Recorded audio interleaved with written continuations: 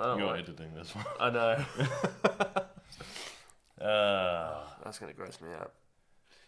I'm going to gross you out. What episode are we up to, Jacob? We are up to Real Talk Podcast, episode 48. Woo!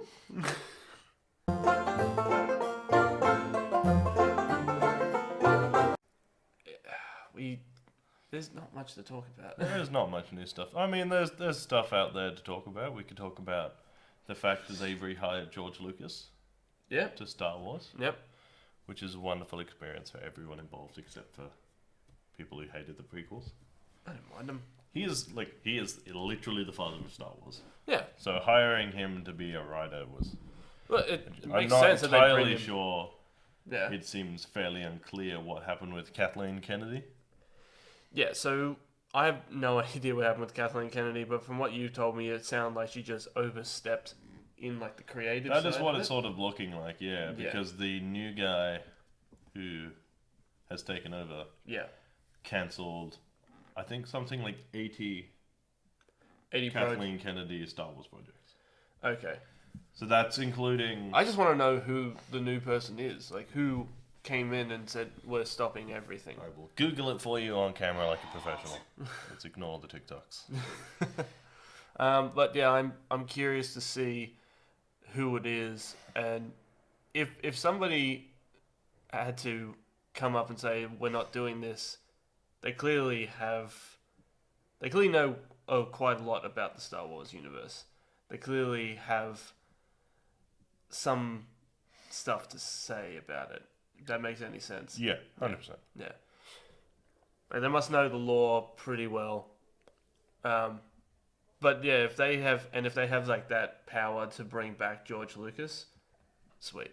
I'm more than happy to have George Lucas back and as long as they bring him back as a writer, because he knows Star Wars because he made Star Wars, but he knows the lore better than anybody else, and so do the people that he taught. I can't remember the people that like he was kind of overseeing when Clone Wars or when Rebels was still going.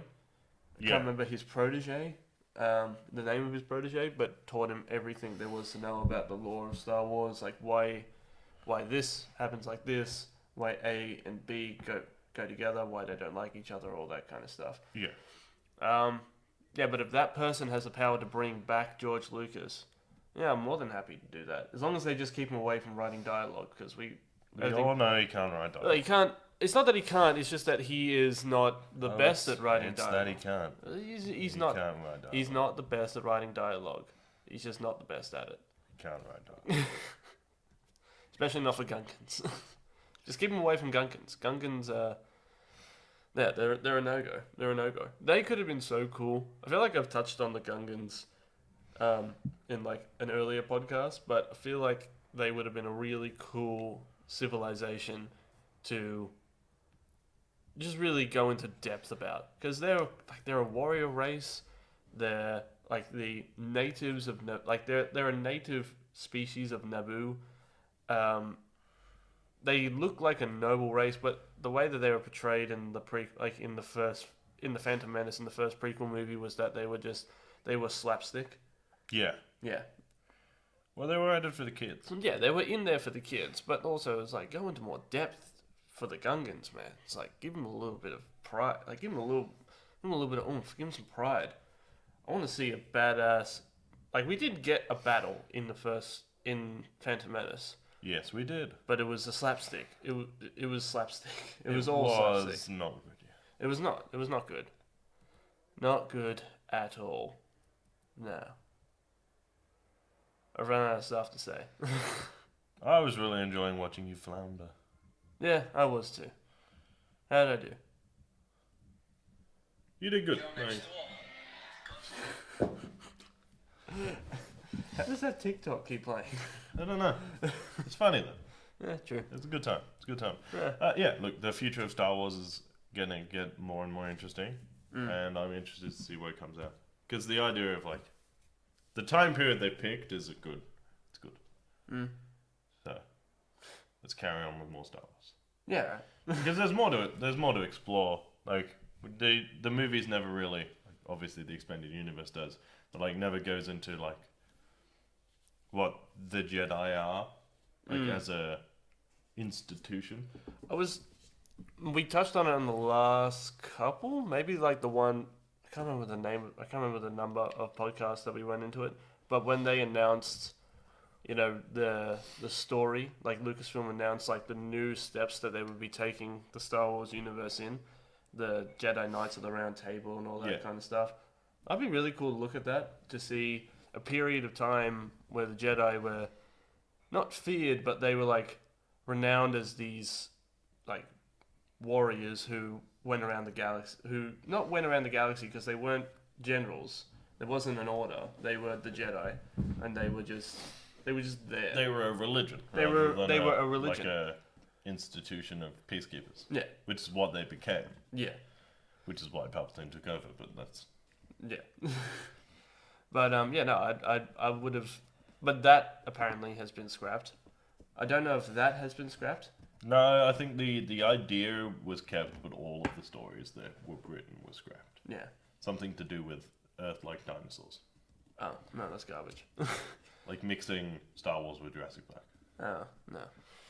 But that's the thing. It's just like, I don't know if Kathleen Kennedy was brought on... when Kathleen Kennedy was first brought on to Star Wars, to overlook Lucasfilm. Yeah. She was brought on as...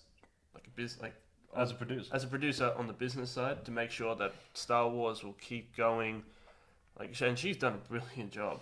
She's done a great job producing Star Wars. Yeah. She has done a terrible job influencing the creative side of it. Yeah, but I feel like she fell into the same problem that like a lot of studios are falling in now, where it's like if they disagree with the director in any way, they just replace him. Yeah, true. And you're like, well, that's just terrible because that's how you get these mixed match. Yeah. Like bits of ideas and then fans are like, oh, well, the other one would have been better, but you'll never know. Like everyone is saying that Colin Trevorrow's Star Wars would have been better. Who's Colin Trevorrow? He was the guy who was supposed to direct Episode 9. Oh, really? Yeah, and then he was fired and JJ took over. Oh, okay. I didn't know that. Yeah, he was the one who was going to direct what was going to be called the Duel of Fates. Oh, that's cool. Yeah. That's really cool. And that's got like a whole bunch of other stuff in it. Yeah, true. But like, JJ's Star Wars movie was good. Yeah. But because it wasn't the next Empire Strikes Back, everyone will always be like, well, the other one would have been better. They're doing it to Justice League. It's like Justice League was a hot mess. And they're like, but Zack Snyder's version would have been better. Is that like the extended version and all that kind of stuff? Or? Yeah. No, like there is allegedly a Snyder cut. Oh, really? Of Justice League, and there's like all of these petitions to get it released, and I was like, I don't think it'll be that much better. It has now fallen into the category of things that is hyped to be so good that regardless of how good it is, won't live up to it. Yeah. Okay. Because they're like, it's this perfect Justice League film where like there's no problems with it and all this shit, and I was like, no, it's just not Justice League was nowhere near perfect. No, it was never going to be perfect because there was no build up. Yeah. It's not a cartoon where you can just go, there's 70 years of... I feel like DC, and I've said it before, DC kind of nailed the animation. Like, nailed the animated movies. Oh, their animated movies are significantly better than Marvel's. Like, their animated movies are But fantastic. Marvel did a better job doing live-action movies than DC. Yeah. Because Marvel were the underdog when they started. I think that is the issue that people seem to, like, forget. Yeah. Is that they made individual movies that could possibly tie into a larger universe with their B-class characters. Yeah, true. So it's like their major characters, X-Men, Spider-Man, and Fantastic Four, they were like Marvel's flagship characters. Yeah. Were somewhere else. Yeah. And then they were like, well, maybe we should make a series of movies using like the next tier of heroes. That all just happened to be in the Avengers. Yeah. Okay. I didn't know about that, but I do agree with you on Marvel always starting out as like being the underdog. And that's actually, it's so weird to think that they were the underdog at one point, because now they are they are a force to be reckoned with when it comes to making movies. Well, is it Justice League did 3 movies? Yeah. Then Justice League? They did Batman vs. Batman. They did Man of Steel. Yeah, Man of Steel, Batman vs. Superman, Wonder Woman. And then they did Justice League. Then they did Justice League. Whereas Marvel did Incredible Hulk, yep, Iron Man 2, Thor, Captain America. Yeah. And then they Avengers. Had the But Avengers. in Thor they introduced Hawkeye. Yeah. And in Iron Man 2 they introduced Black Widow. Yeah. So as actual characters. So all of the characters were introduced when they were brought into Avengers. And then when they expanded it to the full Avengers team that you see later on. Yeah. They do that in Avengers 2. And then they do it in Civil War when they introduced Black Panther. Yeah. And so they start they drip extra characters in, whereas Justice League had 3 movies with the main 3, then dropped the other 3 characters in, and was just Justice League. And you're like, that's not how this works. Yeah. It's I think for me in Justice League, the character that really stuck out to me, and I actually really want to see a Cyborg movie. I think it would be awesome because he is a really Cyborg is a character with depth and with kind of with that Frankenstein monster sort of aspect to it. Yeah. Because he was kid in an accident, most of his body is gone in a horrific way, and then he's binded to alien technology that he can't control, and he's an outcast. I would want to see that movie, and every single time Cyborg was in Justice League, I really liked it. I felt like if Cyborg wasn't in that movie, I probably wouldn't have cared much because I didn't really care much about the Flash. I was never that big of a Flash fan. Having said that, I do think Ezra Miller did a good job. Oh yeah, he did a really good job. He did a good job as that version of the Flash. Yeah. But that being said, I was never really a Flash fan. I thought... Did he show up as Flash in Flashpoint? The Crisis on Infinite Earths? I can't tell you. The only thing I saw about that, I don't know if it was an episode. I watched a couple of clips from the Flash, Crisis on Infinite Earths. Yeah. But yeah, there were some cool references in there. I couldn't get in. There was... Oh, no, I couldn't get into it. I just watched the clips on YouTube because I liked Crisis on Infinite Earths. I thought it was cool. They introduced Hawkman and Hawkgirl, stuff like that. Yeah. There's a Green Lantern sort of thing that goes on. You see Batman. Yeah. It's not the Batman, but it's a version of Batman. You see the different version of Superman. Oh, really? Yeah. And there's actually a really cool cameo. There's a bit, something happens, and it's got the guy who used to play Robin in the 60s Batman TV show. Oh, really? Yeah. It was an old man. Oh, shit. And he turns, I can't remember exactly what he says, but he's does he go jumping Gilligers. Oh, jeez. And it's this old man, and I was like, hey. Did you ever dig that? But I could never. I'll get to the Batman thing in a second, but I could never get into Flash. It was just one of those things where it's I got into Arrow. It's the first season, I enjoyed the first 3.5 seasons of Arrow. The first, I think after when it got to the point where the city almost got destroyed with a man-made earthquake. Yeah, that's the first season. That's the first season. Okay, well I enjoyed the first season. The second season, not really that much. When Red Hood kind of got introduced into it. No, second season is Deathstroke. Oh, Deathstroke. Yeah, see, that's the thing. It's there are memorable bits in it, but I don't remember much. It was good. So the first season was borderline perfect. Yeah. You were okay, nailed it. The second one was Arrow sort of had his team established. Yeah. And then you had them go up against a guy who was better at fighting and smarter than him. Yeah. Which was Slade Wilson, which is great. And then the season after that was Ra's al Ghul, which I enjoyed because that was a great Batman comic that they stole. Yeah. And then they did one after that, which I think was Damien Dark, and I was like, you've lost me. Yeah. Because you don't get to use magic demon wizard in your realistic Arrow TV show. I think that was the point, was they started off as this is a gritty, realistic version of Arrow, and I was I kind of really into this. Yeah. And then The second season was the same, but like against a much better villain. And I was like, this is great. And then the third one like sort of started to go into that sort of mystical, like unrealistic side. And I was like, you're pushing the boundaries here. And then it went magic, and I was like, I'm done. It got to a point where like there was a crossover episode between Flash and Arrow. They did a few. The first crossover episode was fantastic. There was a crossover every season. Yeah, but I think like there was a crossover where they actually fight, like where Arrow and the Flash fight. Yeah, which that was cool.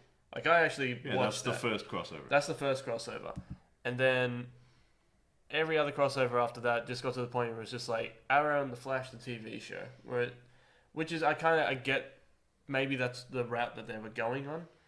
But it just got to the point where it was just getting ridiculous. I never watched League of fucking Legends of Tomorrow. Legends of Tomorrow. I never watched it. I watched one episode where they go back in time and they have to take on like a super Nazi. I watched an episode where they go back and they rescue J.R.R. Tolkien. What? What? Wait, so is it a time travel show or? Yeah, it's a time travel show. It's a time travel show. It's like Doctor Who, but shit. Oh God, that's horrible. That should work. That should work on paper. But the issue is, you are left watching it going, I really wish I was watching Doctor Who. Yeah, Doctor Who did it better. Doctor Who does. Doctor Who has been doing it for 60 odd years. Yeah, almost.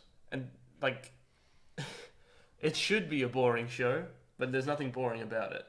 Doctor Who. There is a lot of stuff in Doctor Who where it's just a man acting smug and being smarter than everyone else. Yeah. Which on paper is shit. Yeah. And I love every minute of it. But Legends of Tomorrow, that should be a good show. But it was just garbage. It's not. It's just not good because it's unoriginal. Yeah. But and the characters suck. Yeah. Well, that's the thing. Half of the characters on there I didn't even know, let alone care about. Yeah. There was Firestorm, which I don't mind. Don't know if Blue Beetle was in the show. I don't think he was. Actually, that reminds me. I'll go back to that in a second. So there was Firestorm, there was Captain Cold, and then there was his brother who was the opposite, who had a heat gun. There was, I think Arrow was in it a few times. No. There was a chick. The chick who is Black Canary. Yeah. She's in it. Well, she's Black Canary's sister or some shit. She's in it. Yeah. And some other fucking garbage. Yeah, it's... the Adam. Adam was in it. Oh, yeah, Adam. Yep. He was in it. Because he was okay in Arrow and therefore got... a show. deleted and put into another show. A less good, less popular show. I don't know what his shtick was. He could make himself big and small. He's like Ant-Man, but they do shit. Really? Yeah, it's like Ant-Man if Ant-Man wasn't Paul Rudd. Oh. Because I stand by that Ant-Man only works because Paul Rudd is amazing. Yeah. Ant-Man is... Like, if you'd done that with Tom Cruise, it just wouldn't have worked. No. Because you needed a comedian in that role. Yeah. You need somebody funny to pull off the fact that your powers are ridiculous. That your power is to shrink and then grow at a fast rate. Actually, I think one of my favourite Ant-Man moments is the bit in the second one where he's in the office talking to what used to be Goliath. Oh, yeah. And he's just like, I got to... the biggest I did was like 25 feet. And he's like, 60 feet. And he's like, holy sh... And they're just like, they're having a dick measuring competition. Yeah. About how big they got. Yeah, pretty much. See, Ant-Man works because you got a funny actor in that role. Yeah. It's the only reason why it works. Even in the comics, like, he's not really... Even in the comics and in the animated shows, he was funny. Ant-Man, he beats his wife. Jesus, really? Yeah. I don't know that. Yeah, the Ant-Man comics are fucked. Oh my god. Yeah. They will never put that in the MCU. No, I hope not. They've dealt with PTSD and alcoholism. Yeah. They will not deal with domestic abuse. It's just not going to happen. No, it will never happen. I don't think... DC might. They've got no self-respect. DC will put anything in their movies so people will go see them. At this point. Which, if they release another movie, I'll go watch it.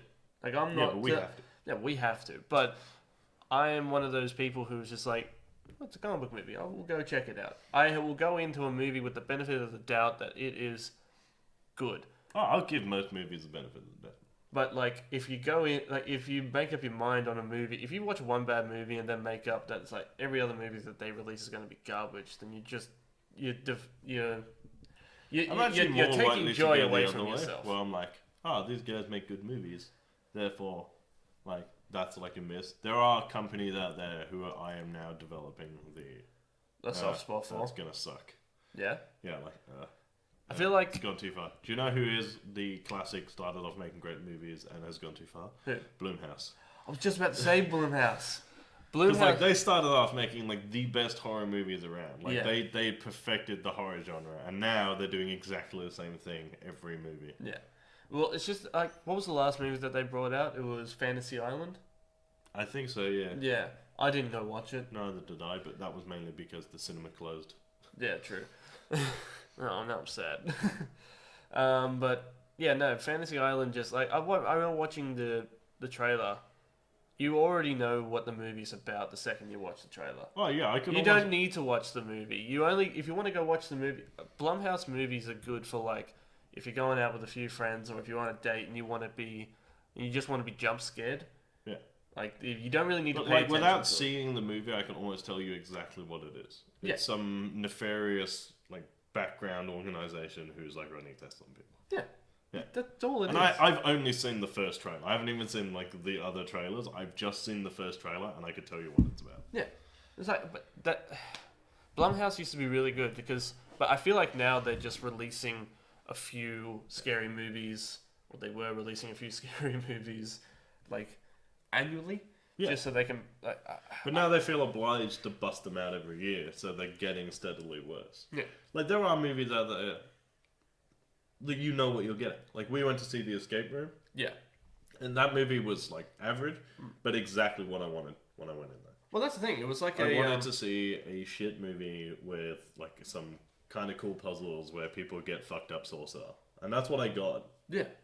There was a bit at the end of that movie. Oh, there was the 20-minute fucking epilogue that I didn't need. The 20-minute epilogue? Yeah, where they were like... Oh, when they explain... were like, oh, this is the thing. They do it all the time. We're going to have to go look for them. And then there's the not plane crash. Oh my god. That bit, when they kind of build up like... I remember because you and I were sitting in the cinema and we were watching it. And then they kind of... they sit down at like... They're in France or some shit? Or something like that. And they're talking, it's like... This is a conspiracy. They've been doing this all over the world. It's like, we gotta go hunt them down. I'm like, are you teeing up for a second movie? Because you know you're not getting it. Oh, apparently they are getting it. Oh, you're kidding. No, I'll watch it too. Like, I don't give a shit. It's like, they just go into a safe room, or what's it called? Like a panic room, and they just go in, guns blazing. Yeah, I'm expecting Rambo. Just Rambo style, and they just go in, they kill the Foundation. Yeah. But, that movie I just need one person to make a Finding Nemo reference. But you know what? It was smart. Like, the fun part about that movie was seeing them go through the puzzles. Yeah. And, because, like, you feel like you're there with them. You felt like you were there with them as they were trying to... I mean, the puzzles were easy, but... They were easy. They were not easy. Complicated. They were not complicated. But, like... Like, I feel like we'd have nailed it in like 10 minutes. Yeah. We'd have been like, yeah, this is done. Okay, we get through. And now this one's this way, and you just get through it. It was done. It was just garbage. But, like, I felt like... But I do give it a little bit of... slack. But what I do like about it is that you felt like you were there with them as they were doing the puzzles. My favourite one had to be at the end. I can't think of when the movie ended. Yeah. But... It was actually really cool because they were in like a it was like a room that makes it feel like it's bigger than it actually is. Oh yeah. Like an Oculus illusion or something like that. Where the room, like they're at the back of the room, they look massive, and then they're at the other side of the room, they're really small, and they're fighting in like a black and white spiral room. And when they came through, they pricked themselves in the hand, so they were tripping out on acid while they were fighting. Oh yeah, they were all fucked up. They were all fucked up, and it's like, it was so disorientating to watch, but it was real. Like, there was no puzzle in there. It was just a fight to the death on acid. Yeah, pretty much. Yeah, they were poisoned, weren't they? They were poisoned, and they had to fight for the antidote. Yeah. That part was straight up Saw. Like, that was just like... Yeah, that was Saw. I feel like, even the Saw movies... I feel like the thing with Saw was that they always missed the point. It's like, the point was actually to work together to get out. They never did. So when they got to the end one, it was like... Yeah. I can't remember which one it was, but there was one where it was like they got to the last room and it was like you have to put 6 pints of blood into this this fucking thing, and they were like, yeah, well, 1 pint of blood to a person is like next to fuck all. You'd be perfectly fine. It would just be fine. And he was just like, but now you've got to do 3 pints of blood each. And the guy, because he just like saws through his hand, it is like the worst thing I've ever seen. It's fucking gross. But I was like, that's kind of clever, because then he like sits there like behind a screen and explains. He's like, this is how you would have done this puzzle. This is how you should have done this puzzle. This is how you should have done this puzzle. There was like a bit with a bathtub where they had to get like an electrical current from one room to the other, and it's like if there was all 6 of you and you'd held hands and one of you grabbed the thing and the other one grabbed the thing, the electricity would have gone through you. It would have all been fine. Oh my god! And it was just like, but like in the first 2 puzzles, they were just like, no, you have to die, and they like sacrificed one of them every puzzle till they got to the end, and they were like, well, actually, there was a way of doing it. Yeah. Well, that's the thing. It's like a team building. It's like a really fucked up team building exercise. Where all of you survive, or none of you do. Yeah. And then I think the end, the guy sacrifices himself by sawing through his hand in it. Yeah. Because it's like a circular blade. It's gross. Yeah. I mean that was the shtick of the Saw movies, is that it was gross. Because there's that one with the head trap, and it just rips their head off. The Venus flytrap. Yeah. Yeah. That was like gross. Yeah. I mean, it was actually really cool. I watched the thing the other day where it's like someone breaking down all the Saw movies. Yeah. And even as he was breaking down the Saw movies, he was getting confused because it was by 5, it just made no sense. Yeah, because he had cancer, well, he didn't. I think they finished it, like, it came to a natural end at, like, Saw 3. Yeah. Like, it was a good trilogy. And then they made another one, and it sort of, like, got all kind of weird. Well, and then they made a 5th one where they tried to make it clever and, like, bring him back. Yeah. And they just, like, diluted the whole thing, and now they're at, like, Saw 9 or whatever it is, and it just makes no fucking sense. Well, I think they're rebooting. I don't know if they're rebooting it or if they're doing, like, copycat. Did they reboot it when they released Jigsaw? I think... I never watched. I never watched. So I watched up to 5, got confused, and stopped watching. Yeah. But I think because they're releasing a new one with Samuel L. Jackson and Chris Rock. Sold. And it's called Spiral.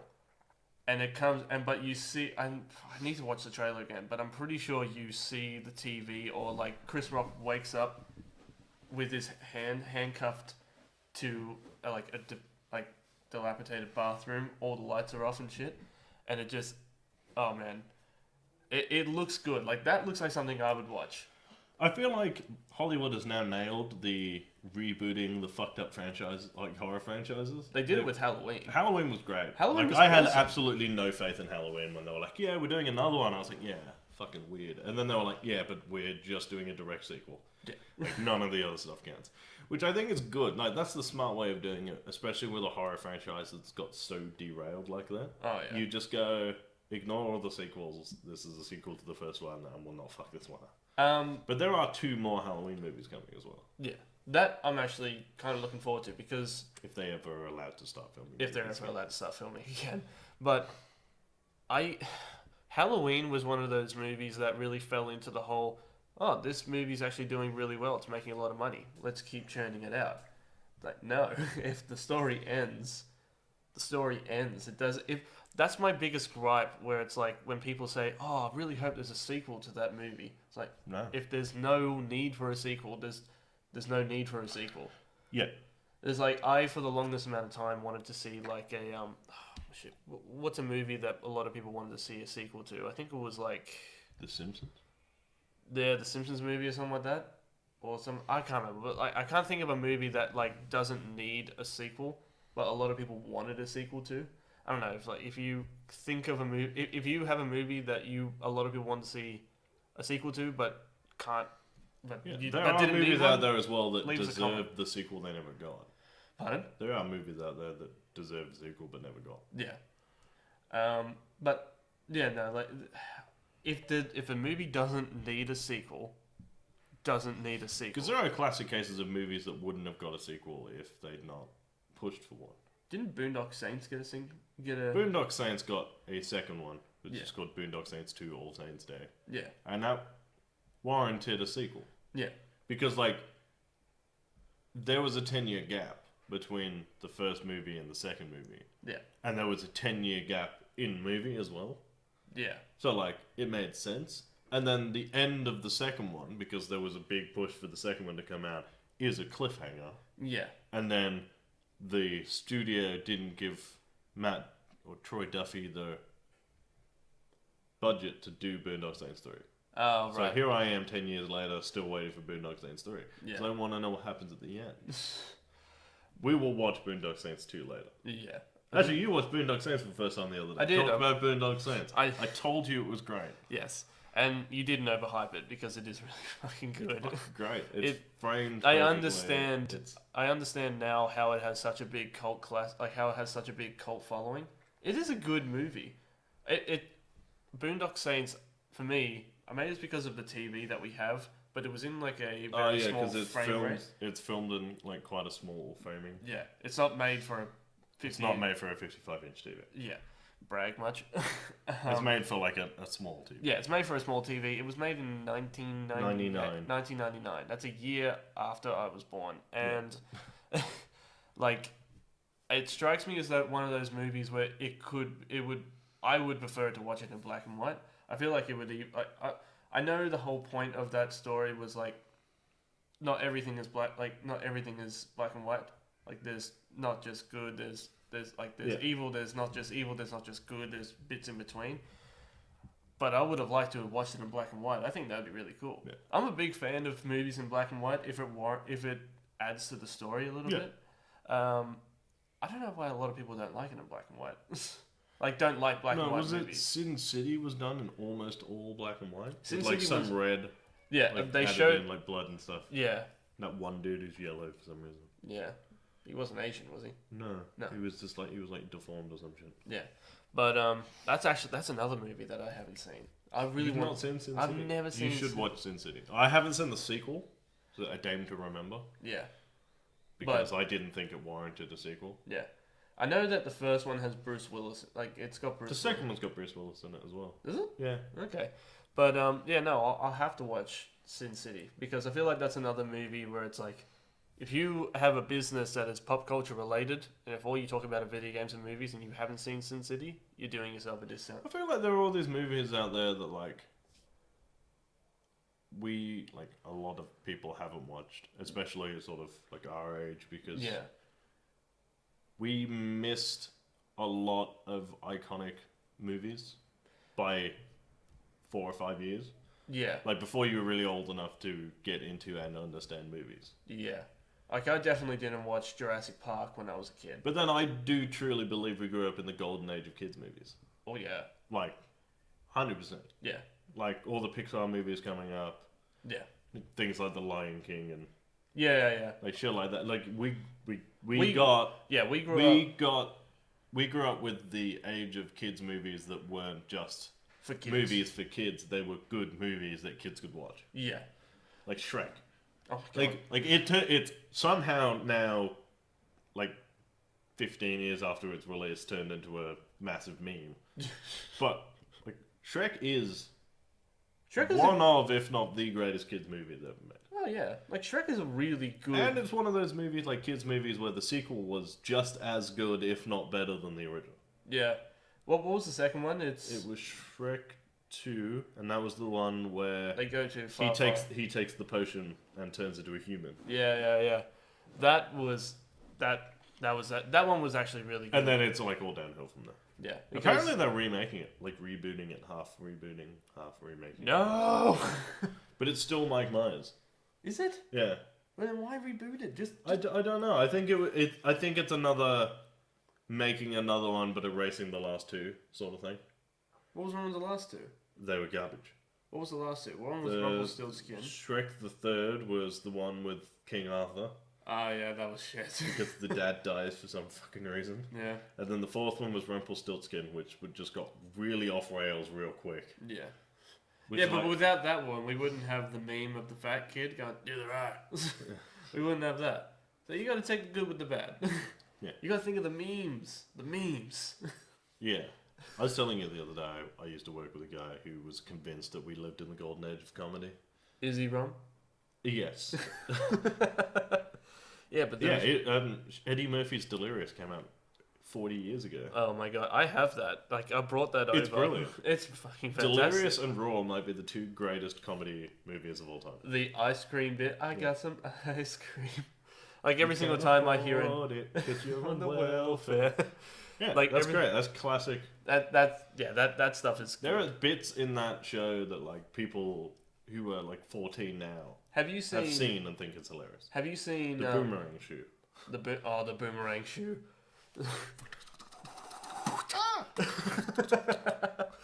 It's classic. It's classic comedy. Yeah.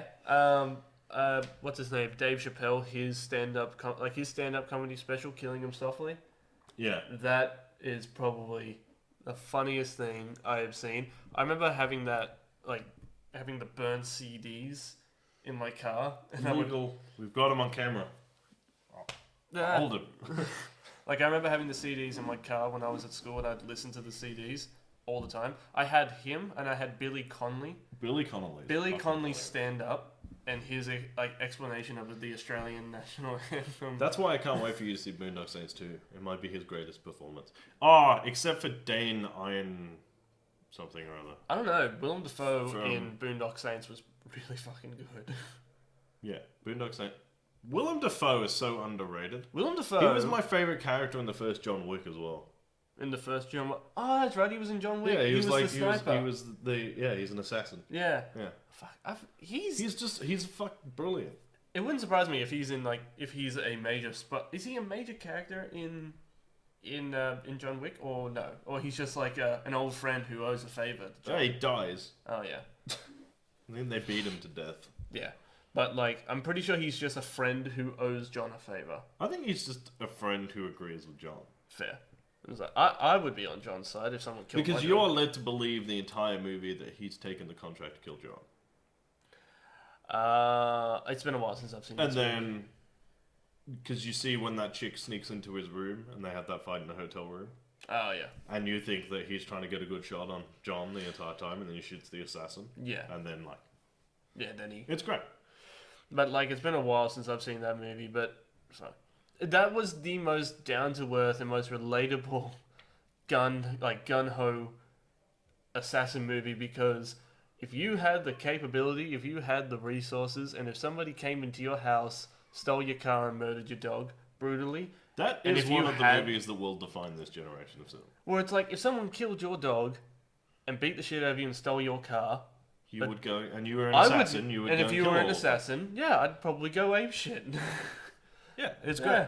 And I like that every single movie so far has...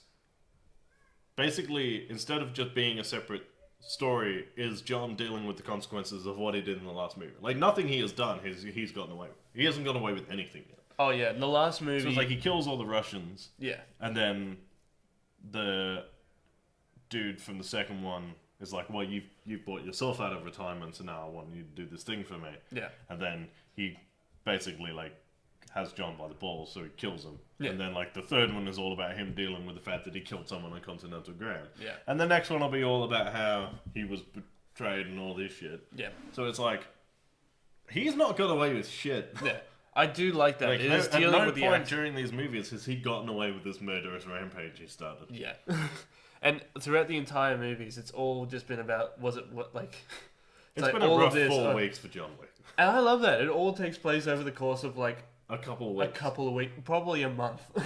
Yeah, so I think there's, like, 4 or 5 days between the first one and the second one. Yeah. And then there's about 25 minutes between the second and third one. Yeah. Yeah, it's like an... He gives him an hour. He runs away... It's sundown, he gets an hour, and then we pick up in the third movie at the end of that hour. So there's like 56 minutes between the second movie and the third. And I do love is like the restraint that, and all of like the code, like all the assassins abide the code by law, and you understand. And then like why watching they do him it. go past and like watching their watches like. But then like there was that really big guy, like he's a basketball player. Is he? Yeah, it's Paul Gasol, maybe. Something like that. But is it Gasol? Or is it someone else? I'm gonna Google. Yeah, Google it. But he was just in the He was in the library just waiting for him. That TikTok every time. It's out to get me to know. It's outing me as somebody who watches TikToks now. It's a funny TikTok. I will give that to you. But he was just waiting in the library for him. He just goes, "I've still got 5 minutes," and he goes, "No." But I just love like they abide by the code to the T because they know the ramifications and they know the reach that is it the high table? Yeah. That the high table has on all of them. Oh no, I was completely wrong. It's Boban Marjanovic. Boban Marjanovic. Yeah, he is 7'3". He's a tall boy. Yeah, he's a big unit. He's a big unit. Yeah. And he's got massive hands because he just covers Keanu Reeves' face. Does he? Yeah. Yeah, he just completely grabs him by the face and he just covers him in the face. The way John Wick kills him is fucking brilliant too. He just snaps his neck. He like jams a book in his mouth and then snaps his neck. Okay, according to this, the producer was just a massive LA Clippers fan and was like, "You need Boban in your movie." Oh wait, so he actually plays for the Clippers? Yeah, he's an NBA star. Wow. And he was just like, the producer was just a huge fan of the Clippers and was just like, "You wanted a giant dude. That's a giant dude." And in fairness, he did a really good job. I mean, he's only in for like 4 minutes. He will never be in again. He is very dead. But oh yeah, very dead. With a book. Oh, love that movie. I think that's why I like it. It's just like, it's not like, he's really good at martial arts. It's just like, he just uses everything around him to just do as much damage as possible. And I do like... he's killed a dude with a pencil. Mm-hmm. He's killed a dude with a book. Yep. He's killed a dude with, like, knives he found. He pulled 2 guns apart to create one working gun. Yep. It's fucking great. Yeah. I love that movie so much. He uses a horse at one stage. He just... because they're running to a stable. Oh, and he slaps the thing and he kicks him in the head. Yeah. And that was fucking brutal too. And they don't pull anything. They don't pull any punches too. Like, you see everything. Yeah. Like that bit when he's fighting in like the knives and gun museum. Yeah, I feel like there is an iconic like action scene in every movie because the first one is just the bit at the beginning in the house. Yep. Like, I think he's gone and killed a bunch of people and they come to his house. Yep. That is iconic, where he just like walks around his house and it's just stealthy. Yeah. Yeah. So there's that one. The second one is the bit in the catacombs underground. Yep. Where he like, you watch him set the whole thing up for like 10 minutes and then like watch him go back through, like his plan unfolds. Yep. And the third one is probably the bit in the hallway with the knives. Yeah. Or it's the one with him and Halle Berry and the dogs. Oh yeah. Because that's good. Yeah. Those dogs are fucking brutal, and they climb up. They scale a wall to like grab something. Like it jumps off her back, and onto the thing. And my favorite part is none of that CGI. The dogs can just do that. Oh yeah, the dogs are well trained. I think you've got to that is like a great display of like how dangerous dogs can be. Especially those dogs. Those dogs are military dogs. Yeah, they are killers. They're also German Shepherds, which, fun fact, is my favorite kind of dog. I'm a Great Dane sort of person. I love it. Are we just talking about dogs at this point? Yeah, we're at minute 43 of the podcast and we're just talking about dogs. Yeah. So my favourite kind of dog is, it's like that bit from Hot Fuzz. Oh yeah. It's like, so my perfect Sunday. Oh shit. We should probably call it that. It's getting pretty off rails. Yeah, we are getting pretty off rails. We like dogs. John Wick is a great movie. We've talked about garbage horror movies. Yeah. Really picked up. Look, Blumhouse wasn't that bad. They have released some pretty hot garbage, but they started off. They started off on the right foot. What did they do? They did Paranormal Activity, didn't they? Maybe. Don't hold me to that. I'm sure there's going to be a comment in there saying they did. This person did. Yeah, but we haven't got our first death threat yet. So no, it's fine. Come on, guys.